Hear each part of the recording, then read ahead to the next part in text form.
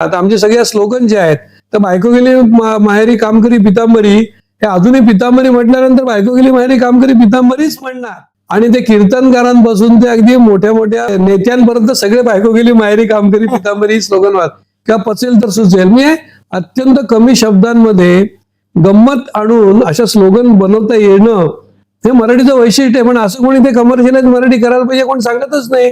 त्यामुळे तुमची मराठी मागे जाते. तुम्हाला काय मराठी फक्त काहीतरी लेख कविता वगैरे अशासाठी नाही. आता उखाणे आपले म्हणी किती सुंदर आहेत. मला असं वाटतं की जगातली 7वी भाषा आहे मराठी. हे मूळ तुमचं जेवढं पक्क होईल तेवढं तुम्ही मोठी भरारी घेणार आहेत असं मला असं वाटतं. आणि ज्यांनी आम्हाला हे सगळं ज्ञान अतिशय चांगल्या प्रकारे त्यांनी आमच्या डोक्यामध्ये घुसवलं, आमची मौज मस्ती सगळी असून सुद्धा, तर त्यांचा पुन्हा एकदा मी धन्यवाद देतो. शिक्षक मंडळी ग्रामीण भागातली असो किंवा शहरातली असो, या उद्याचे सगळे उद्योजक उद्याचे इंजिनियर याच्यामध्ये लपलेले आहेत तर ते नक्की प्रगट होतील.